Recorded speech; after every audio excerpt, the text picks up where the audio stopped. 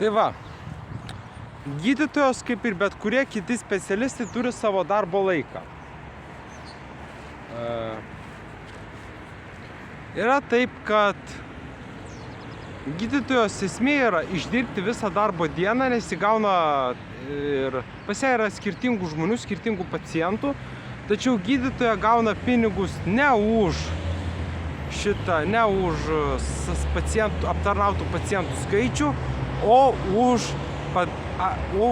išdirbtą darbo laiką. Dėl šitos priežasties gydytojos kai kada gali dantis gydyti arba 15 minučių, arba pusantros valandos tam, kad pratemptų savo darbo laiką. Jeigu gydytoja nusprendžia gydyti pacientą pusantros valandos, tokiu atveju jinai padaro didžiulę skylę, jo dantyje padaro didžiulę ertmę, kurią užpildo plomba, tačiau šiuo atveju pacientas lieka be danties ir dar turi susimokėti už gydytojos atliktą darbą, kuris yra padalintas kiekvienam pacientui pagal darbo laiką. Ane? Va ką noriu pasakyti. Ir jeigu gydytojas nusprendžia to paciento dėl kelių skylučių išardyti visą dantį, ane? Jeigu gydytoja nusprendžia dėl kelių skylučių išardyti visą dantį, tokiu atveju pacientas lieka ir be danties, ir be pinigų, ir kitas jo žingsnis bus arba darytis dantų protezavimą, arba iš viso rauti šaknį. Nes gydytojas, ir tokiu atveju, kai gydytoja gręžia dantį pusantros valandos, jinai pragręžia tą dantį iki pat šaknų. Kai jinai baigia darbą, jinai užrašo, kad buvo būtinas šaknų taisymas, šaknų gydymas, o šaknų gydymas reiškia, kad gydytoja dėl kelių skylučių padarė iš paciento dantį tiesiog skylę. Jinai padarė iš paciento danties didelę skylę. Tai va, ką noriu pasakyti. Jinai padarė iš paciento danties didelę skylę. Va, ką noriu pasakyti, nes gydytojas, kaip ir kiekvienas specialistas, turi savo darbo laiką ir pinigus moka ne už priimtą pacientą, kurį turi pasisodinti, kuriam turi surašyti dokumentus ir kurį turi aptarnauti, o už darbo laiką. Kad nereikėtų aptarnauti kuo daugiau pacientų, gydytojas nusprendžia, tarkim, neįgaliam pacientui, pavyzdžiui, pusantros valandos gręžti jo dantis. Ir kai gydytojas atlieka savo darbą, kuris yra tikrai nebūtinas, jis parašo, kad buvo būtinas šaknų taisymas. Šiuo atžvilgiu įrodyti gydytojo kaltės neįmanoma, nes jis aprašo savo darbą žodžiais. Jis aprašo savo darbą žodžiais. Ir pagal jį buvo būtinas šaknų gydymas. Bet tai reiškia, jog pacientas lieka be danties ir dar turi susimokėti pinigus už danties taisymą, kas iš tikrųjų buvo, jau galiu drąsiai sakyti, danties gadinimas tiesioginiais žodžiais. Tai va.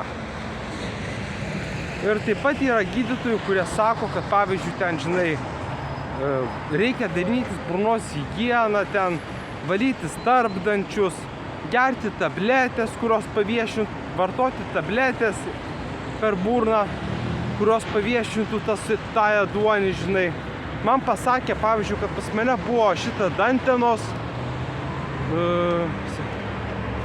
kad pas mane buvo dantenos silpnos, sakė kraujuojančios dantenos, aš pasižiūrėjau pas save į veidrodį, nei ten kraujuoja, nei ką, Bet viskas labai priklauso nuo gydytojos. Jeigu gydytoja nusprendžia pusantros valandos gydyti dantį, tai tokiu atveju iš to danties jinai padarys taip, kad nieko neliks. Jinai pragręš tą dantį iki pat šaknų, padarys didžiulę skylę, pripildys ją košės, ta košė sustinks į plombą ir po keliarių metų teks rauti arba dantį, arba daryti protezavimą. Va, ką aš noriu pasakyti, šaknų gydymas. Šaknų gydymas. Šiuo atžvilgiu gydytojas savavališkai užtęsia savo darbą tam, kad nereikėtų priimti papildomų pacientų ir kad nereikėtų priimti papildomų pacientų ir kad nereikėtų tiesiog atlikti papildomų, kad nereikėtų, supranti, kiekvieną kartą, kai gydytojas ateina į kabinetą, reikia jį pasisodinti, reikia išklausinėti, reikia pakalbėti, reikia užpildyti dokumentus ir gydytojas nesuinteresuotas per 15 minučių atlikti savo darbo, jeigu jūs galite darbą tęsti 1,5 ar net 2 valandas, supranti. Ir aišku, šiuo atžvilgiu pacientas lieka nuskriaustas, jis lieka be danties ir dar privalo susimokėti už gydytojo darbą. Dėl to, kad pats gydytojas dėl to, kad šiuo atžvilgiu veikia socialinis ir žmogiškasis faktorius. Gydytojas neturi sveikatos aptarnauti visų pacientų per dieną.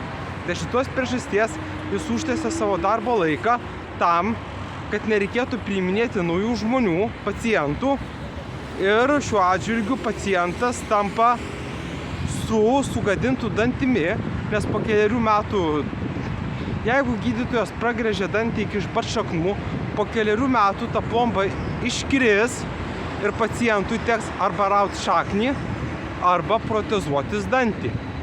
Ir taip pat noriu pasakyti, kad yra gydytojų, kurie būna labai nepatenkinti pacientų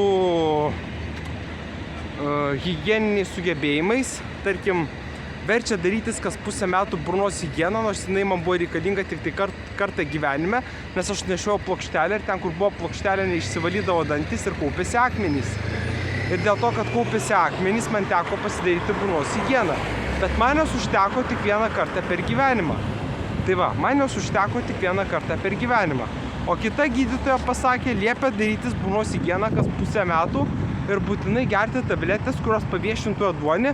Ir jinai pasakė, kad mano dantenos yra sergančios, dėl to jinai negali man gydyti dantų.